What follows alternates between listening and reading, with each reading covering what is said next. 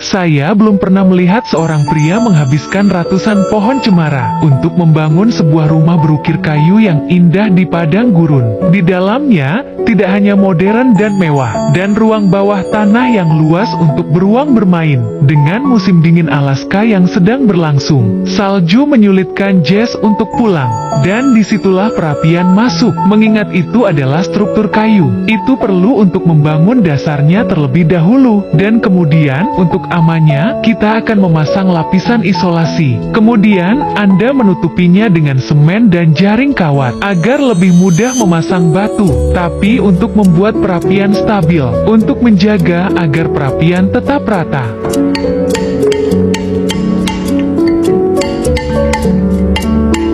Setelah memastikan bahwa semua lempengan berada pada tingkat yang sama, dan kemudian dia menyemennya ke pangkalan. Detailnya seperti milik Jess, dia tidak hanya harus mengisi celah-celah dengan semen, Anda harus menggunakan kuas untuk membuat jahitan. Setelah ayah selesai dengan demonstrasi, aku akan menyerahkannya pada anakku untuk mengerjakan sisa perapian. Dan Jase tidak mengecewakan, dan seperti yang Anda lihat, itu tidak seburuk milik ayah. Dia bahkan menggunakan batu tulis ekstra untuk mengamankan dua rak, dan terlihat lebih baik lagi dengan lampu yang menyala. Dan kemudian kami membersihkan permukaan lumpur dan pasir. Sekarang saatnya untuk acara utama.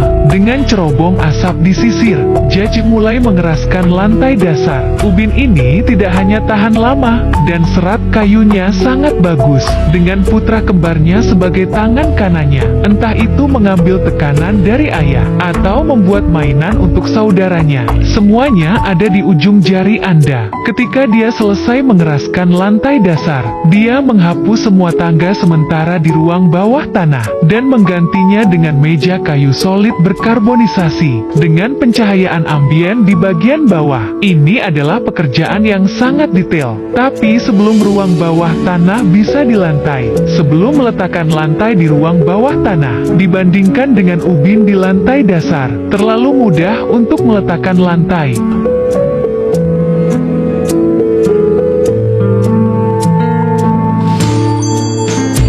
Di sisi lain, lemari siap dipasang. Lagi pula, ada cukup banyak orang untuk melakukannya. Jess tidak akan membayar tenaga kerja, meskipun hanya setengah jadi. Itu tidak akan memiliki lantai ketika selesai. Tapi jika Jase menuangkan beton dengan tulangan, menunggu sampai kering, dan kemudian sedikit lagi, apa yang akan Anda lakukan? Setelah mempelajari pelajarannya, Jess melakukan hal yang sama dengan wastafel toilet. Dan ketika sudah siap, Jess mengukir jejak kaki beruang. Kemudian dia menekan batu tersebut ke dalam bekisting untuk menciptakan tekstur batu.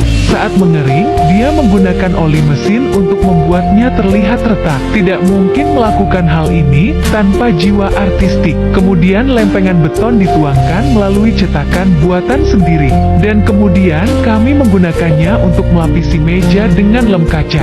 Ini tidak hanya tahan air, dan suasananya dinaikkan ke tingkat yang sama sekali baru. Dan akhirnya, mereka membawa semua perabotan. Keluarga Jess akhirnya menetap di Alaska.